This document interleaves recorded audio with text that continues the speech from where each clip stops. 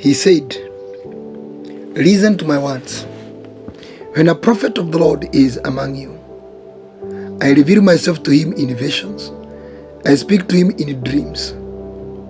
But this is not true of my servant Moses. He is faithful in all my house. With him I speak face to face, clearly, and not in riddles. He sees the form of the Lord. Why then were you not afraid to speak against my servant Moses? Numbers 12, verses 6 to 8. Hearing the voice of God. This text is God addressing Aaron and Miriam about the attack of the man of God in disparaging or questioning his marriage with the Cushite woman, which was against actually the law. But this is the point. The Lord is telling Miriam and Aaron, of course Moses was hearing. With Moses, listen here, verse 8, I speak face to face. He sees the form of the Lord. So when the voice of God is speaking to you, not in dreams, visions, and riddles, because those are revelations. Here is God speaking to you face to face, that you can hear. The way I'm just seated here, and you can hear him speaking. The way I'm speaking, with the language that you prefer. He says, when I speak with Moses face to face, he sees the form of God. If you can preferably go back to Exodus 33 and verse 22 or 21, then I will remove my hand and you will see my back, but my face must not be seen. If you look at verse 20, Exodus 33 verse 20, he says, but he said, you cannot see my face, for no one may see me and live. And then he comes and tells Miriam and Aaron, Moses, I speak to him face to face. And he is the same word he told Moses, you can't see my face and live. So what is this? What is this God saying here? This is a point. When God speaks, the voice of God creates. The voice of God contains the power of God to create a form of God that God can use to make you know it was God. Because he has just come to tell him Moses, you can't see me and live. No one can ever see my face and lived. But I will put you there at the cleft, and I will close your eyes with a hand, and then when I pass, I will remove my hand and you will see my back. And then here he is telling Miriam and Aaron, Moses sees my form when I speak to him face to face. So what Moses was hearing is the voice of God. But when the voice of God is speaking, that voice creates a form that now you can now say this is God. But is it God? It is the form created by the voice in helping the man to understand God in that dimension.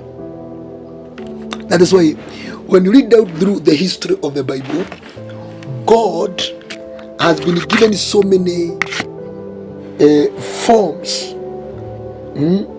If, for instance, if you go to Abraham, the God there is given the form of Melchizedek, the king of Salem, the priest of the Most High God. And then he is given the image of a man in Genesis 18 when he visited with the two angels. As the Bible says, and God appeared to Abraham.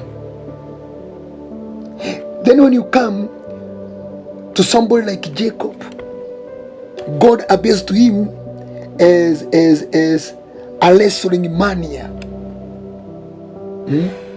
He's a wrestling man, and he wrestles there with Jacob throughout the whole night. In Genesis 32, you can read there at Jabbok. That is verse 24. So Jacob was left alone, and a man wrestled with him till daybreak. And then Jacob comes and tells us in verse 30, it is because I saw God face to face, and yet my life was spared. But he came in form of a man. If you look like somebody who else had an experience of God, it's like Moses. In Exodus 3, God came in the form of a burning bush. So he has seen flames of fire burning from a bush. The bush is not being consumed. And then the voice came from that. So it is God now had chosen that to be the form by which he wants him to be known with, or is the form that he wants to function within this man, or either the man that is the level in which he is in. This is the level in which he is in. So this is the form he can experience according to his level of spiritual growth or walk with God. And Moses, the Lord is telling Aaron, Moses, he see my form. When does he see the form of God? When God is speaking. So when God is speaking, the voice will create in you a form. For instance, like Ezekiel, in Ezekiel 1, when he speaks of God appearing to him, he paints a very weird form of God. But he appeared that way. If you look like Isaiah in Isaiah 6, he says how he saw the Lord seated in the throne, and the robe of his train filled the temple.